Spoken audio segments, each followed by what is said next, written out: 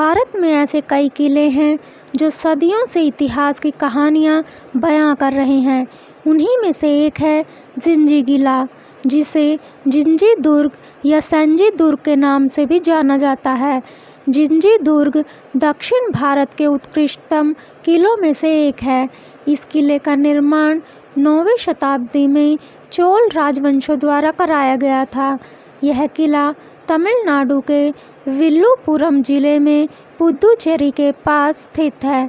इस किले की खूबसूरती यह है कि यह 7 पहाड़ियों पर निर्मित किया गया है, जिनमें कृष्णगिरी, चंद्रागिरी और राजगिरी प्रमुख पहाड़ियां हैं। यह इस प्रकार से बनाया गया है कि छत्रपति शिवाजी ने इसे भारत का सबसे अभेद दुर्ग कहा था। वहीं अंग्रेजों ने इसे पूरब का ट्रॉय भी कहा था।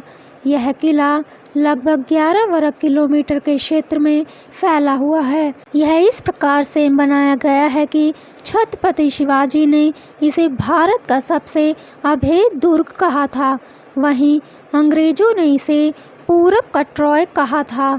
यह किला लगभग 11 वर्ग किलोमीटर के क्षेत्रफल में फैला है, जिसकी दीवारों की लंबाई लगभग 13 किलोमीटर है। इस किले पर कई शासकों ने राज किया है। यह किला छत्रपति शिवाजी महाराज से लेकर मुगलों, कर्नाटक के नवाबों, फ्रांसीसियों और अंग्रेजों के अधीन रहा है। 17वीं शताब्दी में शिवाजी महाराज के नेतृत्व में मराठों द्वारा इस किले को किसी भी हमलावर सेना से बचाने के लिए पुनः निर्मित किया गया था। इस किले का मुख्य आकर्षण राजगिरी है, जहां एक पिरामिड नुमा शीट से सजी बहुमंजिला कल्याण महल है। इसके अलावा राजगिरी पहाड़ी के निचले हिस्से में महल, अन्नागार और एक हाथी टैंक भी है।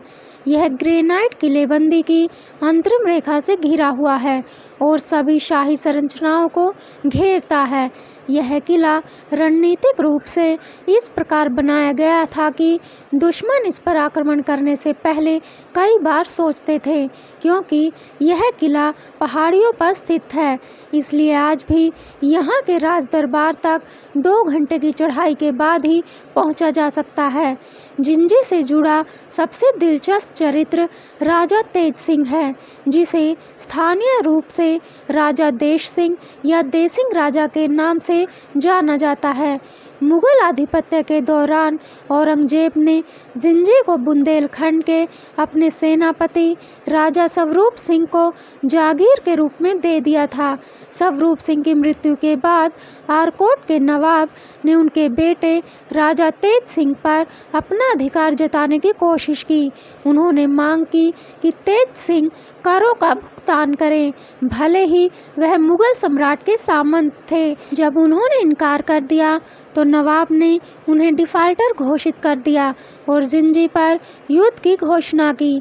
22 वर्षीय तेज सिंह, जो उस समय बुंदेलखंड में थे, ने अपनी छोटी सी सेना के साथ नवाब के पराक्रमी सैनिकों के खिलाफ जिंजी की रक्षा करते हुए अपनी जान की बाजी लगा दी थी। यह किला तमिलनाडु पर्यटन क्षेत्र का एक सर्वाधिक रोचक स्थल है, जहां हर साल हजारों की संख्या में लोग घूमने के लिए आते हैं।